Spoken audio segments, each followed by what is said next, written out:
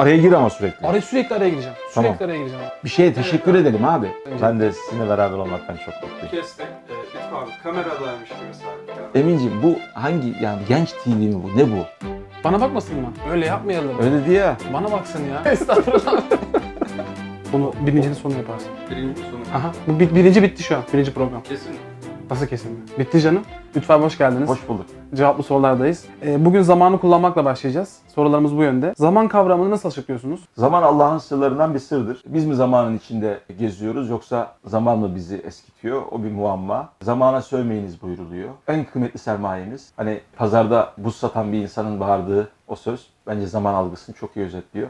Sermayesi eriyen adama yardımcı olun. Sermayesi eriyen adama yardımcı olun. Tam bir aslında bizim halimizi ifade eden bir kavram. Bizim yani özellikle gençlerin zamanlı planlama noktasında sıkıntılar olduğunu görüyorum ben. Biz zamanlı planlarken hakikaten bazı sıkıntılara neden oluyor bizim hal ve hareketlerimiz. Zamanı nasıl doğru planlayabiliriz? Bunun bir yöntemi var mıdır size göre? Her şey niyetle başlar. Zamanı da gerçekten bu benim en kıymetli sermayemdir. Bunu nasıl bir şekilde iyi değerlendirebilirim diye bir niyetle insan yola çıkmalı. Bunun da bir hakikaten uğraş olduğunu, zamanla daha mükemmelleşecek bir yol ve yolculuk olduğunu farkında olmalı. İnsan vaktin çocuğu olursa o vakit hangi işi önemli olarak gerektiriyor, bunu tayin noktasında bir beceri kazanırsa evelallah zamanı da iyi değerlendirme noktasında çok böyle hüsrana uğramaz. Ama genel bir hüsran olacak, o ayet-i kerimenin de ifadesidir. Zamanın iyi kullanılmaması bir hüsran neticesidir. Vaktin çocuğu olmak kavramını ben çok önemsiyorum. Yani bu vakit neyi gerektiriyorsa onu yapmak, hangi vakitte neyi gerektiriyorsa onu tayin etmek zamanla inşallah bizi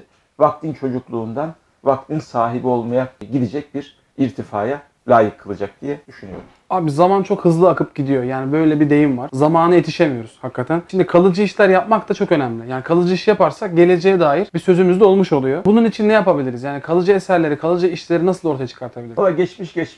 Gelecek mi çok bilmiyorum. Tek vaktimiz, tek sermayemiz elimizdeki zaman. Buna da yoğunlaşmak, konsantre olmak, vaktin çocuğu olmak çok önemli. İnsan tabii o kalıcı işlerin hayalini kurmalı ama bunun bir mevhibe-i ilahi olduğunu, Cenab-ı Hakk'ın bir takdiri, bir lütfu olduğunu da bilmeli. Bazen öyle bir şey yapmak istersiniz ki işte asırlar aşsın, o işte insanlar bunu konuşsunlar etsinler. O Cenab-ı Hak lütfetmedikten sonra olmaz. 500 sene sonra, belki 1000 sene sonra anlaşılabilecek işler yapmışsınızdır. Ama vaktin çocuğu olarak yapmışsınızdır bunu. Dolayısıyla ben zamanın ana yoğunlaşmanın işte o kalıcı işler yapmak için temel kilit taşı olduğunu düşünüyorum. Niyet etmek lazım, ana yoğunlaşmak lazım. Bir de kaliteli vakit geçirmek lazım. Şimdi şu konuşmayı yaparken hakikaten zihnimizle, gönlümüzle, bütün letaiflerimizi birleştirerek buna yoğunlaşmak başka bir şeydir. Bir de böyle el ucuyla tutmak derler ya, öyle yapmak başka bir şeydir. Kaliteli vakitleri çoğaltırsak kalıcı işler yapma ihtimalimiz de o kadar artar. Bazı insanlara baktığım zaman Lütfü abi aynı süreçte birkaç işi bir arada yapabildiklerini görüyorum. Bu sizde de var yani bizim uzaktan gördüğümüz kadarıyla. Bir süreçte aynı işi, birkaç işi daha doğrusu nasıl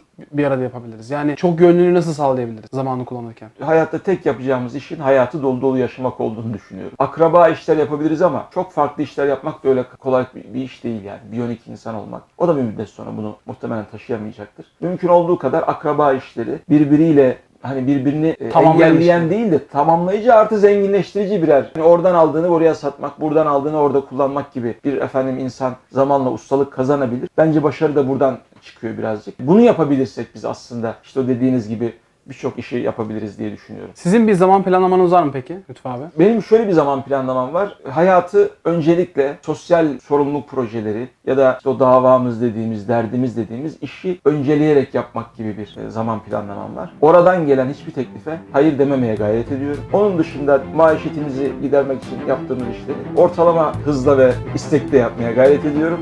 Bir de böyle nefsimizin çok arzu ettiği işler oluyor. Onlara da mümkün olduğu kadar elimizin ucuyla tutmaya çalışıyorum.